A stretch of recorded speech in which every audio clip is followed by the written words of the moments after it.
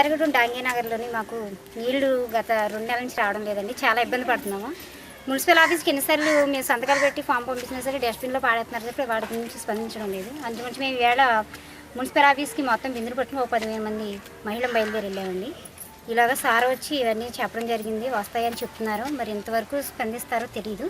మా గురించి నీళ్ల కొరత కొంచెం తీర్చాలని ప్రభుత్వం ఒక పూట సరిగ్గా రావట్లేదండి.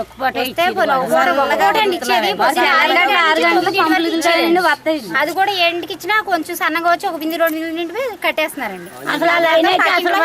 మాకు 1 రోజు 2 రోజులు తప్పించి నీళ్ళు ఇవ్వడం చాలా ఇబ్బందిగా ఉందండి మాకు. ఈరోజు మరి జంగారెడ్డిగూడెం డాంగీనగర్ నుండి మన మున్సిపల్ గారు కార్యాలయంకి రావడం కొంతమంది ఆడపడుచులు రావడం జరిగింది.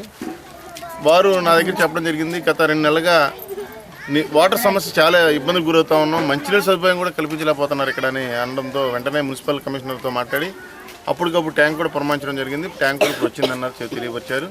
మరి ఈరోజు వీళ్ళందరి సమస్యలు పరిష్కరించడం కోసం తెలుగుదేశం పార్టీ తరఫున మేము వచ్చి అసలు ఏంటి వాటి ఏంటి ఇక్కడ అలాగే ఏ ఇబ్బంది పడుతున్నారు, ఏ కష్టాల్లో ఉన్నారని చెప్పి చాలామంది ఆడపడుచుకు అడిగాం.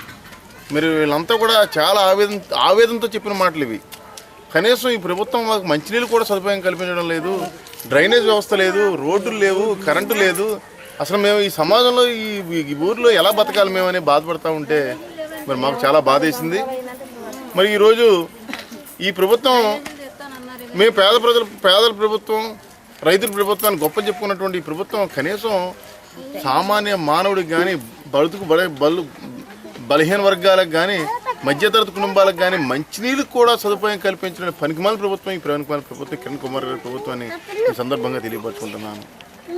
మరి ఈరోజు అన్ని వేల కోట్లు మేము కేటాయిస్తున్నాం మంచినీళ్ళకి అంటున్నారు. మరి జంగారెడ్డిగూడెం పట్టణం అంటే పశ్చిమ గోదావరి జిల్లాలోనే మనకు ప్రాముఖ్యత ఉంది ఈ జంగారెడ్డిగూడెం పట్టణానికి.